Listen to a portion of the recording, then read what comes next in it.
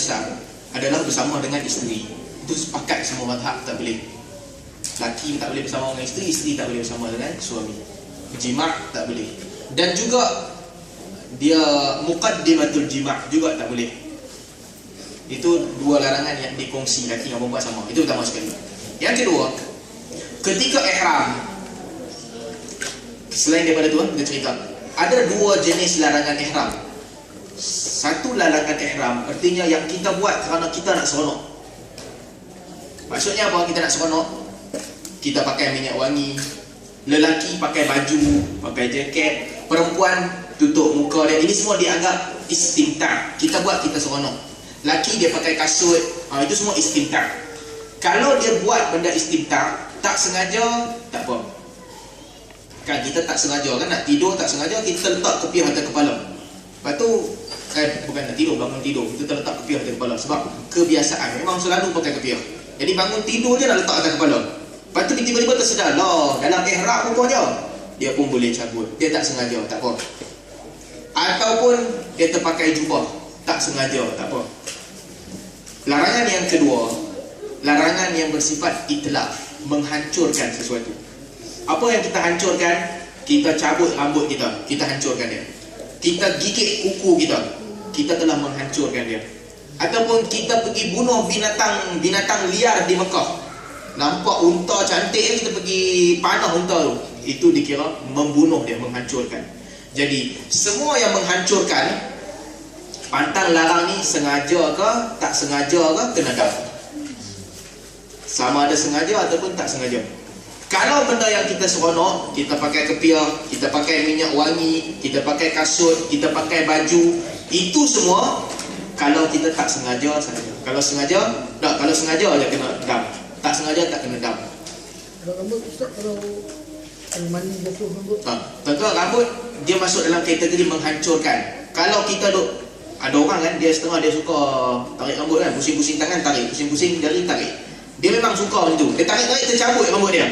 Itu dia kena, sebab dia buat perbuatan mencabut rambut. Tapi kalau perbuatan dia bukan nak cabut rambut, dia nak garu kepala je, garu-garu luruh. Ataupun dia nak sikat rambut, sikat-sikat rambut luruh. Ataupun dia nak shampoo, gosok-gosok kepala, rambut luruh. Dalam keadaan tu dia tak kena, sebab perbuatan dia bukan nak mencabut rambut. Jadi kalau perbuatan dia nak mencabut rambut, sama ada sengaja ataupun tak sengaja, dia kena dam. Tuan-tuan, satu lagi sebelum terlupa. Apa nama, baik berkaitan dengan baju dan seluar untuk lelaki. Minum lagi. Haji Ismail bawa ayat tak minum, dia terasa pula lagi. Minum.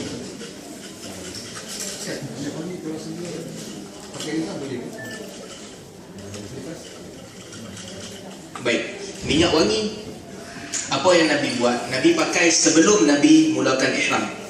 Nabi pakai di badan. Aisyah kata, tayyabtu Rasul li ihramihi. Aku telah pakaikan Nabi dengan minyak wangi tib sebelum ihram dan juga selepas ihram. Maksudnya selepas tahallul, selepas cukur boleh. Ketika dalam ihram sahaja tak boleh. Minyak wangi maksudnya minyak wangi lah. Bedak bukan minyak wangi.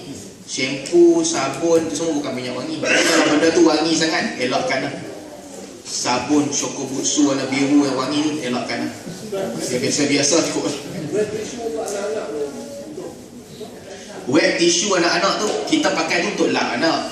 Tapi dia ada bau yang untuk menghilangkan bau tu tak apa lah. Cuma kalau kita buat tu untuk nak mewangikan tak boleh.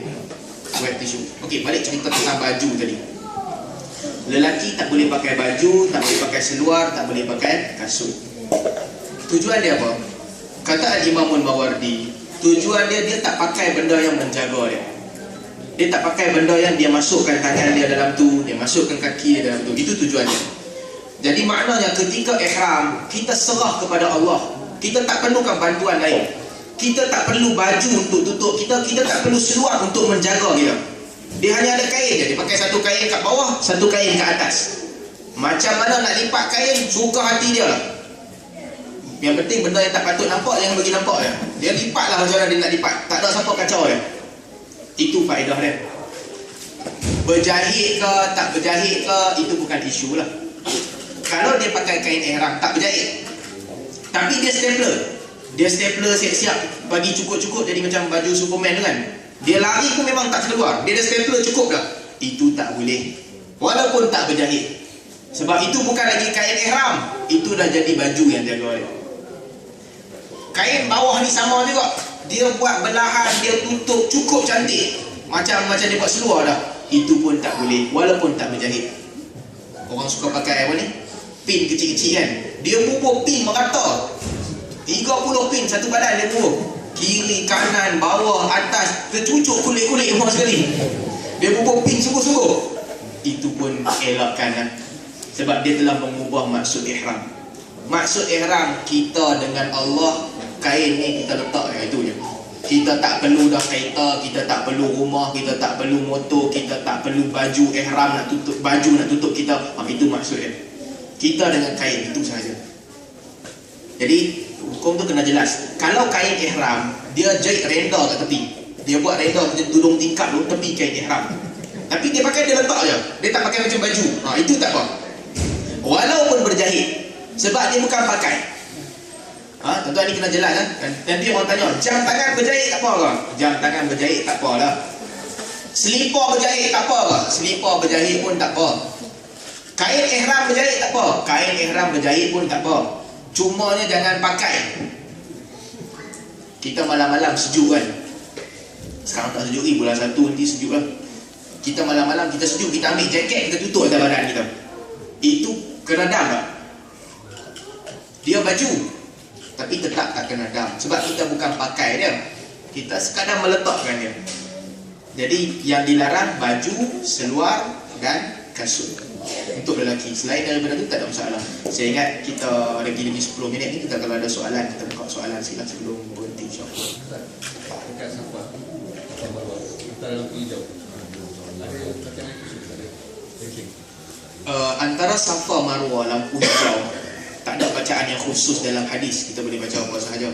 Cumanya sebahagian ulama' ni, mereka baca Rabbighfir warham wa tajawuz amma ta'lam innaka antal a'azzul akram. Ya Allah,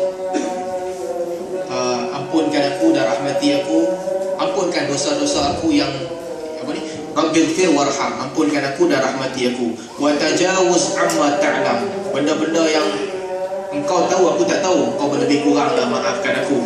Sesungguhnya engkau maha perkasa dan juga maha mulia. Jadi doa, sebagai ulama baca doa tu ketika sa'i, tapi tak ada doa khusus lah. Dia boleh baca apa sahaja, sama juga. Contoh kalau orang pesan kat kita kan, contoh orang pesan, tolong doa kat aku, mesti pergi haji, doa kat aku apa-apa. Bila masa kita nak doa? Kalau dia kata dekat Mekah, kita doa kat Mekah lah, kat mana-mana. Kalau dia kata dekat Masjidil Haram, kita pun doa lah kat Masjidil Haram, kat mana-mana. Kalau dia kata ketika nak cium Hajarul Aswad, doa kat dia, kita kata kat dia, hampir doa sendiri, lebih senang. Kita pada-pada nak terima doa orang, doa susah-susah semua dia buat sendiri. Kalau dia kata kat Masjid Nabawi, kita buat kat Masjid Nabawi, sama juga. Kalau dia kata dekat Raudah, dekat dalam Raudah tu kita buat. Kalau dia lebih-lebih, suruh dia buat sendiri. Jadi itu berkaitan dengan doa. Jadi Jamal ada buat apa? Kalau kita dinding tawaf, kita tawaf tu kan, biasanya dekat dinding-dinding apa ni betul, kita ada bubuk minyak wangi. Itu boleh tak di situ? Tak kisah kan? Baik, minyak wangi dekat Hajarul Aswad orang suka letak, atau orang tak letak memang dia wangi je kot. Rukun yang mani. Rukun yang mani sama juga orang suka letak. Kalau niat kita nak sentuh tu sebab sunnah Nabi. Sunnah Nabi, Nabi sentuh rukun yang mani, kita pun sentuh. Kebetulan ada minyak wangi melekat kat tangan kita. Apa kita buat? Kita lap lah kat mana-mana. Jangan bilak ke ihram orang lain cuba. Itu zalim. Bilak ke ihram orang sebelah. Kita lap lah, tak ada tempat kat tanah ke mana ke, hilangkan daripada tangan kita. Selesai. Kalau dia bau wangi, kita pegang, tapi bau tu tak lekat kat kita, itu tak apa. Sama juga lah kalau dinding Kaabah kita terpegang, dia bau, tangan kita ada pekat wangi ni, kita geserkan, hilangkan dia, tak apa. Lepas tu kalau kita boleh basuh, kita basuh, pergi basuh dengan Zam-Zam, tak apa, hilangkan dia. Tapi kalau kita sengaja, kita tengok ada tempat kain Kaabah tu yang basah, kita saja pergi pegang dia, sebab nak ambil berkat minyak wangi di Kaabah, kita pergi pegang, kita kena dam. Sebab niat kita memang nak dipegang benda wangi tu. Tak sengaja tak apa. Kerana satu lagi nak ingat, kita bila perjalanan haji dan umrah ni, kita berhenti setakat mana Nabi buat sudahlah. Apa Nabi buat, kita buat. Yang Nabi tak buat, kita tak payah buat. Ada orang kata apa, pergi masjid jin apalah tu semua tak payah. Orang kata sunat pergi daki Gua Hira itu pun tak payahlah. Kita bukan, kalau kita daki pun kita tak dapat wahyu dah. Tapi kalau dia nak pergi tengok saja seronok, nak daki pergi tengok, tak apa, dia daki pergi tengok. Tapi cerita sunat bagus solat 2 rakaat di situ, itu semua tak ada. Para sahabat tak daki pun Gua Hira. Lepas terima wahyu, Nabi tak ada pergi daki dah. Nabi buat kerja dakwah, tak ada sahabat yang ikut pergi daki saja seronok, tak. Kita berhenti setakat sunnah. Ada orang nak ambil berkat, apa nama, dia macam-macam nak berkat kan. Kat Malaysia sekarang banyak cerita berkat kan. Air tu ada tu, air ni ada ni, orang ni baca Quran, orang tu baca tu. Kita nak buat berkat, kita pergi ke Kaabah nak buat, tak payahlah, tak payah, dah macam tu. Ambil minyak wangi dah, beli dah minyak wangi. Tapi nak bagi berkat sikit, dia bawa minyak wangi tu pusing tawaf. Nanti balik dia cerita minyak wangi ni dia bawa tawaf ni. Itu pun tak payahlah, itu melampau. Cukuplah sekadar apa yang diajar oleh Nabi, kita buat takat tu memadai. Kalau dukung anak untuk tawaf dan sa'i kan? Yang baik. Kalau dukung anak tawaf dan sa'i, tawaf, sa'i tak ada masalah. Sa'i kalau kita tak suci pun tak apa. Tapi ketika tawaf, ulama mazhab Syafi'i kita mesti dalam keadaan berwuduk. Jadi maksudnya, selain daripada berwuduk dalam keadaan bersih. Dalam keadaan bersih maknanya kalau ketika kita nak tawaf tu, kita kena cek dulu lah pampers dia tu kotor ke tak. Kalau pampers dia kotor, kita buang, kita tukar yang lain. Tapi kalau kata anak kita ni, dia 3 minit sekali dia kencing, tak ada pilihan dah, tukar pampers pun dia kencing juga, tak apalah. La yukallifullahu nafsan illa wus'aha. Allah tidak memberikan taklif, tidak memberatkan kamu melainkan sekadar kemampuan kamu. Tak boleh buat apa. Ada pilihan lain, buatlah. Laki pegang anak, bini tawaf dulu ke, lepas tu bini pegang anak, laki tawaf, buatlah. Tapi kalau tak ada pilihan dah, susah dan sebagainya, tak apa. Cuma sebelum tawaf tu kena pastikan anak tu pampers dia bersih. Ketika tawaf sama juga, ketika kita tawaf. Ketika tawaf tu sebelum tawaf. Sebelum tawaf. Ini cerita ketika tawaf pula. Ketika tawaf, kita tengok-tengok kain ihram kita ada najis. Kok mana main najis kita pun tak tahu. Kita bau najis. Apa kita kena buat? Buka kain ihram tu. Sebab najis tu berada dengan kita. Kita kalau boleh ke tepi tinggal kain ihram tu, tinggallah. Kalau kata tak boleh buat apa, nak kena tukar lain, tukar lain. Kalau wuduk kita terbatal, tengah duk tawaf cukup 3 pusingan, wuduk batal. Kita pergi ambil wuduk kat mana-mana pipe air zam-zam yang ada dekat-dekat tu, kita sambung balik dekat tempat kita berhenti tadi, tak ada masalah. Bila kita tawaf, jadi dia tak berat. Saya nak tanya mengenai yang membawa anak ni, anak yang di bawah umur, dipakaikan ihram, diniatkan ihram, lepas tu sampai separuh jalan sebab dengan isteri apa semua, jadi dia tak ada letih, yang anak tu tak habis tawaf dan tak habis sa'i. Macam mana? Baik, untuk anak kecil, dia ada 2. Satu belum mumayyiz, yang kedua dia dah mumayyiz. Belum mumayyiz ni budak umur 2 tahun, 3 tahun, 4 tahun, dia tak tahu apa. Kita lah niat, dia buat tak tahu je, dia memang tak tahu apa. Satu mumayyiz, mungkin umur 6 tahun ataupun sebahagian orang 7 tahun, dia tahu beza lah, yang ni makanan, yang ni bukan makanan. Dia tahu beza AYAM, ayam bukan buaya. Jadi dia dah mumayyiz, dia tahu beza. Dia tahu tengok benda, dia ada akal sikit lah. Jadi untuk yang mumayyiz, kalau kita ajak, katakan budak umur 7 tahun kan, kita ajak dia, adik niat macam ni, labbaik Allahumma umratan. Dia pun labbaik Allahumma umratan, dia ikut. Kita kena sempurnakan untuk dia. Kalau dia dah mumayyiz, kena sempurnakan untuk dia. Dia tengah jalan 3 rakaat, dia tak larat, kena bawa dia, sempurnakan, dukung dia, sempurnakan dia punya dia punya tawaf dan juga sa'i, kena sempurnakan. Tapi kalau belum mumayyiz, budak umur 2 tahun, 3 tahun, kecil, dia pun tak tahu apa. Dia pun tak tahu apa yang dia buat. Maka dalam keadaan tu tak payah niat, tak payah buat apa. Tak payah pakaikan pakaian ihram. Saja nak pakai, nak bagi cantik tak apalah, tapi dia tidak dikira dalam ihram. Mumayyiz dia kena. Tetapi mumayyiz apabila dia buat umrah, bila dia balik dia kena buat sekali lagi. Itu tak dikira sebagai umrah wajib. Nabi pesan, hamba buat umrah, buat haji, lepas dimerdekakan dia kena buat lagi. Budak kecil buat haji ataupun umrah, lepas dia dah balik dia kena buat lagi sekali.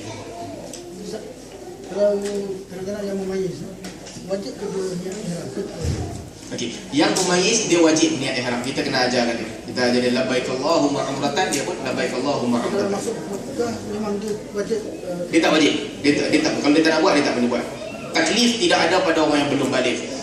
Tapi kalau dia nak buat, kita kena bagi tahu kat dia. Adik, lepas ihram dia tak boleh gigit kuku, tak boleh cabut rambut, tak boleh pakai baju, tak boleh pakai kasut. Kena bagi tahu kat dia. Kalau dia dah mumayyiz, belum mumayyiz tak perlulah. Ada soalan perempuan tak kalau? Okey. Kalau perempuan haid, dia ada dua pilihan. Satu, kalau umrah dia pendek kan, dia pergi sehari je. Dia pergi trip yang 2 hari. Dan dia tahu memang time tu dia nak haid, dia haid. Apa dia perlu buat? Dia boleh niat bersyarat. Tapi kalau dia memang tahu dia perlu haid, dia tak payah pergi umrah. Sebab kalau trip tu memang singkat kan, dia tak ada pilihan lain. Kalau trip tu biasanya dia haid time tu, dia pun tak tahu. Mungkin sampai dia balik dia tak habis haid.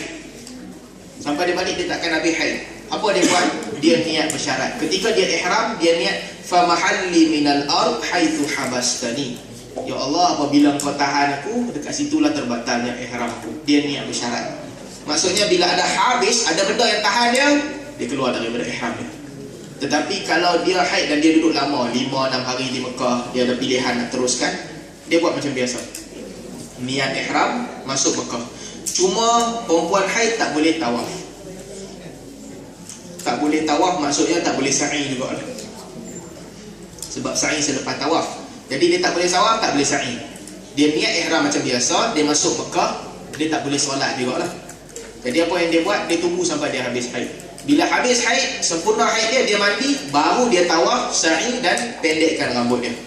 Bagi keadaan itu untuk perempuan haid. Niat bersyarat ni tak perlulah, melainkan memang trip dia singkat, dia tak ada pilihan, dia rasa 50-50. Boleh jadi sampai aku balik ni haid tak habis. Dalam keadaan tu baru dia niat bersyarat. Kalau orang pergi Madinah dah, dia haid tak habis lagi, orang dah pergi Madinah, apa dia buat? Biarkan orang pergi Madinah, dia tunggu dengan suami dia. Sampai dia habis haid, dia tawaf, dia naik teksi, pergi ikut orang pergi Madinah. Oh, Madinah dulu. Kalau orang balik Doha, payah juga, jauh sangat, tak ada pilihan lah.